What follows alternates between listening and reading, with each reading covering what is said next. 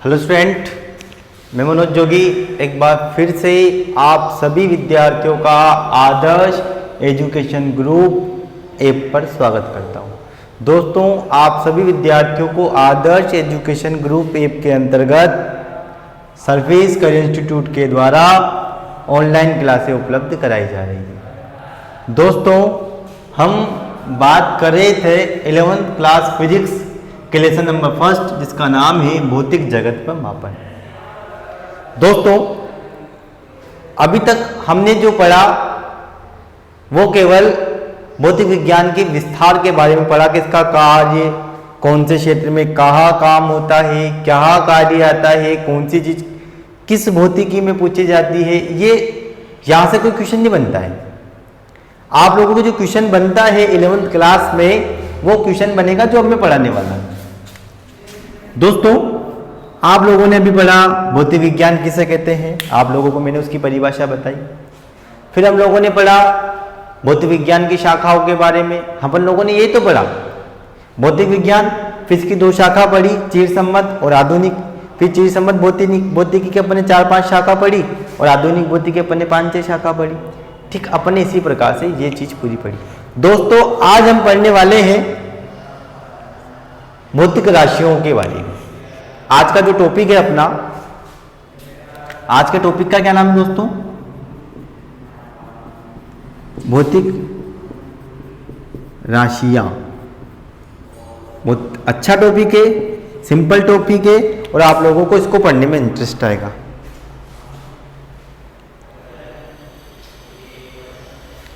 अब भौतिक राशियां कहते किसे हैं? आपके मन में तो ये चीज आ रही होगी, यार सर ये भौतिक राशियां क्या है, लफड़ा है। सिंपल सा है, वे राशियां जिन्हें मापा या तोला जा सकता है भौतिक राशियां कहलाती है। 2 शब्द यूज लेने आपको, वे राशियां जिन्हें या तो माप लो या तोल लो, उन्हें क्या कहेंगे? भौतिक राशियां। अब मैं आप लोगों को एग्जाम्पल देता जाता हूं, कुछ शब्द लिखवाऊंगा मैं आप लोगों को, आप लोग उस चीज को बताना। जैसे अपन ने दूध का नाम लिया, दूध, इसे मापेंगे या तोलेंगे?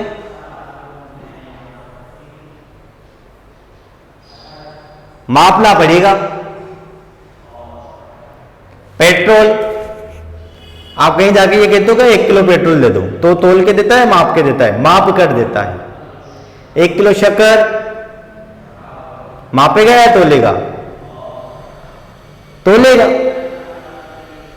तो जिन राशियों को या तो आप या तो नाप लो, सॉरी, जिन राशियों का तो नाप लेंगे या तोल लेंगे, उन राशियों को अपन कौन सी राशियां बोलेंगे? भौतिक। वही राशि जिन्हें मापा, नोट नापा, मापा या तोला जा सकता है, उन्हें भौतिक राशियां कहते हैं। जैसे देखते हैं, वे राशियां जिन्हें नापा, मापा, कुछ भी बोल सकते, वे राशियां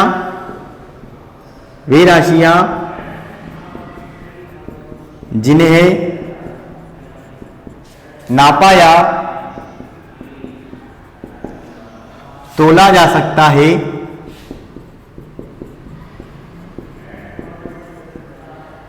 उन्हें भौतिक राशियां कहते हैं। उन्हें भौतिक राशियां कहते हैं। किन्हें कहेंगे? वे राशियां जिन्हें नापा या तोला, नापा भी आ सकता है, कहीं जगह मापा भी जा सकता है, एक ही चीज है, नापा या तोला जा सकता है, उन्हें भौतिक राशियां कहते हैं। या तो आप नाप लो उसे या उसे तोल लो, वो राशियां कौन सी राशियां कहलाती है? भौतिक राशियां कहलाती है। जैसे बहुत सारे उदाहरण है मापने या तोलने के। जैसे एग्जाम्पल आप लोगों को याद होना चाहिए, द्रव्यमान,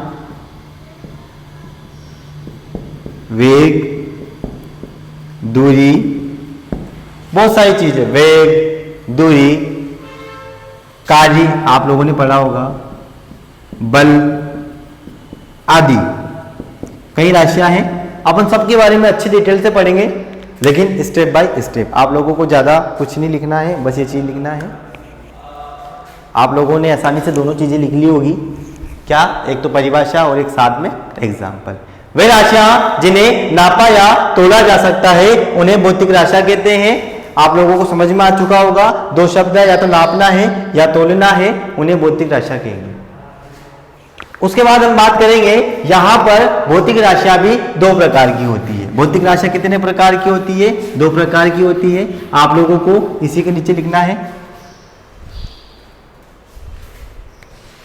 भौतिक राशियां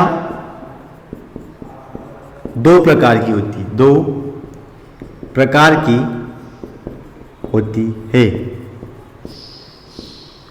पहली का नाम है मूल भौतिक राशि और दूसरी का नाम है व्युत्पन्न भौतिक राशि। कौन कौन सी आती है? पहली का नाम है मूल भौतिक राशि और दूसरी का नाम है व्युत्पन्न भौतिक राशि। दोस्तों इसके बहुत अच्छे से उदाहरण मैं बता सकता हूं। मूल भौतिक राशि कहते किसे हैं, इसके बारे में डिटेल से पढ़ेंगे। व्युत्पन्न भौतिक राशि किसे कहते हैं, इसके बारे में अपन डिटेल से पढ़ने वाले हैं। तो पहला पॉइंट अपन लोग क्या डालेंगे? मूल भौतिक राशि।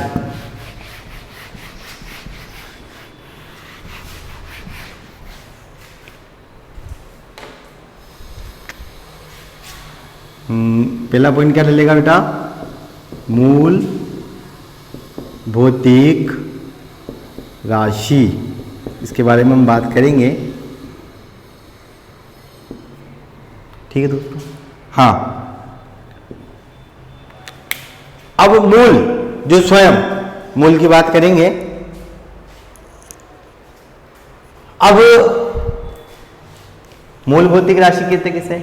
वे राशि जो किसी अन्य राशि पर निर्भर नहीं करती है, उसे अपन क्या बोलेंगे? मूल भौतिक राशि। किसे बोलेंगे मूल भौतिक राशि? वह राशि जो किसी अन्य राशि पर निर्भर नहीं करती है उसे मूल भौतिक राशि कहते हैं। जैसे समय किसी के ऊपर निर्भर नहीं करता, वो अपने आप में कौन सी राशि कहलाती है? मूल भौतिक राशि कहलाती है।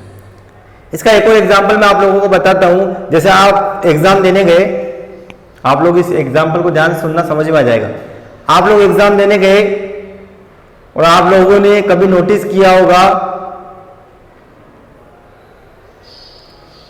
एक बच्चा ऐसा होता है क्लास में इंटेलिजेंट, जो किसी से नहीं पूछता है, वो स्वयं का काम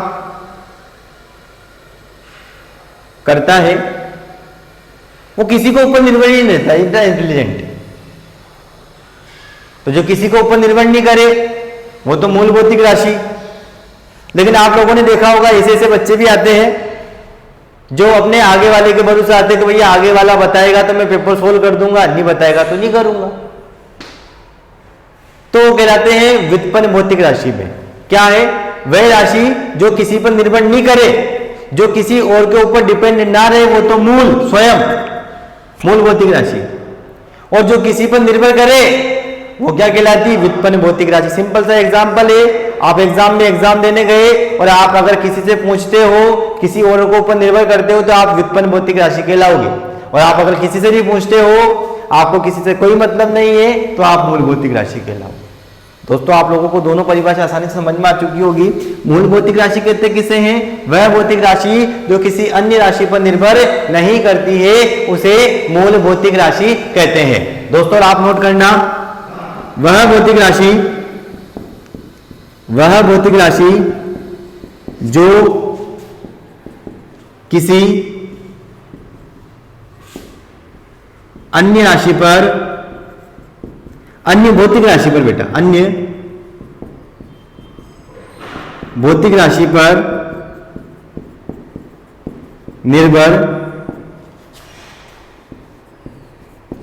नहीं करती है, उसे मूल भौतिक राशि, उसे मूल भौतिक राशि कहते हैं।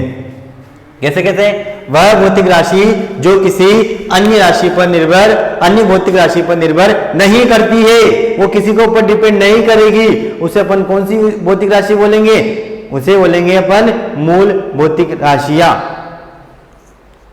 अब मूल भौतिक राशियां कुल मिला के 7 होती है। आप लोग ध्यान सुनना, मूल भौतिक राशियां कितनी होती है? 7। दोस्तों आप लोगों में मूल भौतिक राशियां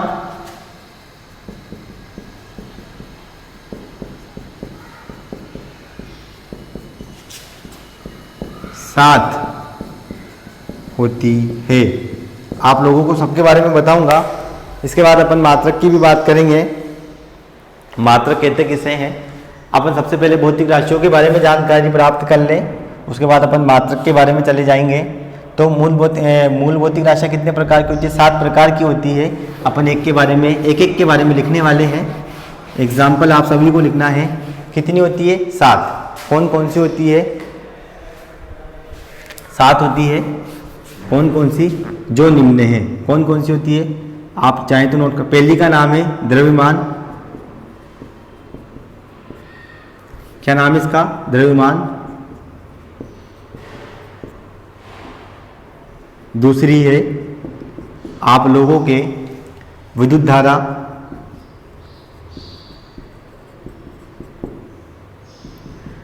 तीसरी है आप लोगों के समय। चौथी है आप लोगों के लिए, आप लोग बेटा मेरे साथ साथ इसे नोट करते जाइएगा। आप लोग मेरे साथ साथ नोट करोगे तो आप लोगों को आसानी से समझ में आता जाएगा। समय ले लिया आप लोगों ने। ताप।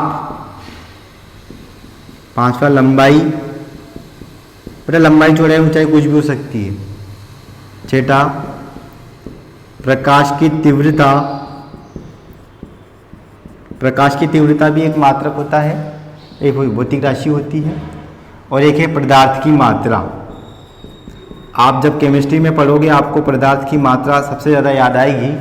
आप लोग उसके बारे में बात करोगे। तो आप लोगों के मूल भौतिक राशियों के बारे में बात की। देखो द्रव्यमान किसी के ऊपर निर्भर नहीं करता, धारा किसी के ऊपर निर्भर नहीं करती है, और सब उसी के ऊपर निर्भर रहते हैं। समय तो किसी के ऊपर भी निर्भर नहीं करता है। ताप, लंबाई, प्रकाश की तीव्रता और पदार्थ की मात्रा, ये जो 7 राशियां मैंने आपको लिखाई, इन्हें मूल भौतिक राशियां कहते हैं। ये किसी के ऊपर डिपेंड नहीं करती है। और जो राशि किसी के ऊपर डिपेंड नहीं करे उस राशि को अपन कौन सी राशि बोलते हैं दोस्तों? मूल भौतिक राशि। आप लोग स्टेप बाय स्टेप चलना, आप लोगों को आसानी से सारी चीजें समझ में आएगी। आप लोगों को सिर्फ जितना सिखाया जाए उतना सीखना। तो मूल भौतिक राशि आप लोगों को पता लग चुकी है कितने प्रकार की हुई? 7 प्रकार की। कौन कौन सी हुई? द्रव्यमान हुई, विद्युत धारा हुई, समय हुआ, ताप हुई, लंबाई हुई, प्रकाश की तीव्रता हुई, पदार्थ की मात्रा हुई। दोस्तों आगे हम बात करने वाले हैं व्युत्पन्न भौतिक राशि की। सिंपल सी है, आप लोग इसे नोट कर सकते हो। क्या है व्युत्पन्न भौतिक राशि? किसे कहेंगे? वह भौतिक राशि जो किसी अन्य राशि पर निर्भर करे। वही जो कमजोर बच्चा है बेचारा,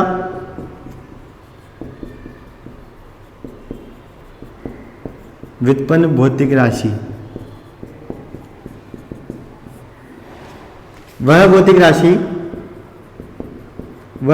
राशि जो किसी अन्य भौतिक राशि पर निर्भर करती है, उसे व्युत्पन्न भौतिक राशि कहते हैं। जैसे आप लोगों को बस अभी 4-5 एग्जाम्पल बताएंगे बस, उसके बाद आप लोगों को मैं स्टेप बाय स्टेप सारी चीजें बताऊंगा। आप लोगों ने कार्य का नाम सुना होगा। पहला एग्जाम्पल कार्य सुना है क्या? कार्य का सूत्र भी आप लोगों ने पढ़ा होगा, 10th क्लास में आप अच्छे बच्चे हो, पढ़ा होगा। कार्य का सूत्र होता है बल इंटू विस्थापन। तो कार्य किसके ऊपर निर्भर कर रहा है? बल के ऊपर निर्भर कर रहा है, विस्थापन के ऊपर निर्भर कर रहा है। कार्य आप लोगों ने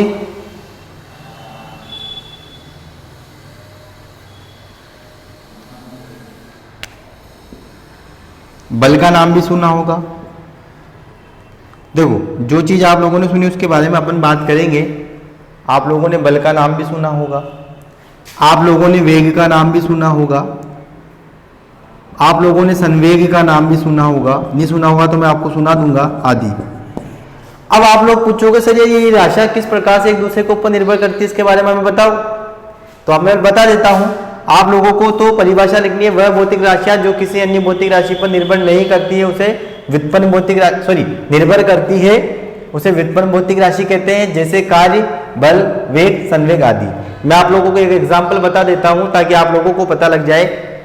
जैसे अपन बात करते हैं बल की, मैं इसको आपको पूरा सोल्व करके दिखा रहा हूं एक डिब्बे में, ताकि आप लोगों को पता लग जाए भैया किस प्रकार से निर्भर कर रहा है, किस प्रकार से निर्भर नहीं कर रहा है। आप लोग आराम से ध्यान से सारी चीजें मेरे साथ देखते जाइएगा। जैसे आप लोग सारी चीजें ध्यान से पूर्वक देखोगे आप लोगों को सारी चीज आसानी से समझ में आएगी। दोस्तों आप लोगों को क्या देखना है, मेरे साथ देखते चलिएगा कि कौन सी ये किस प्रकार से ऊपर निर्भर करती है।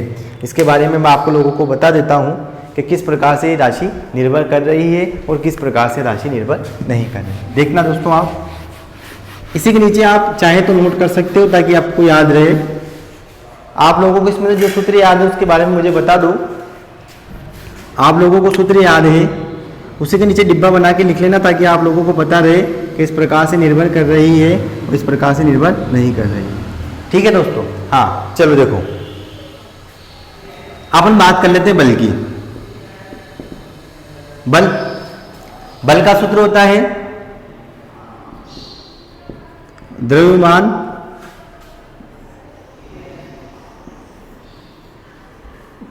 इंटू त्वरण। पढ़ा आप लोगों ने? तो देखो बल किसके ऊपर डिपेंड है? द्रव्यमान के ऊपर डिपेंड है। अगर यहां द्रव्यमान बढ़ गया तो बल अपना आप बढ़ जाएगा और द्रव्यमान घट गया तो बल घट जाएगा। आप लोगों को और चीज बताता हूं मैं। बल द्रव्यमान इंटू त्वरण का सूत्र होता है वेग में परिवर्तन बटा समय, परिवर्तन में लगा समय, या वेग बटा समय भी बोलते हैं अपन। त्वरण का सूत्र वेग बटा समय।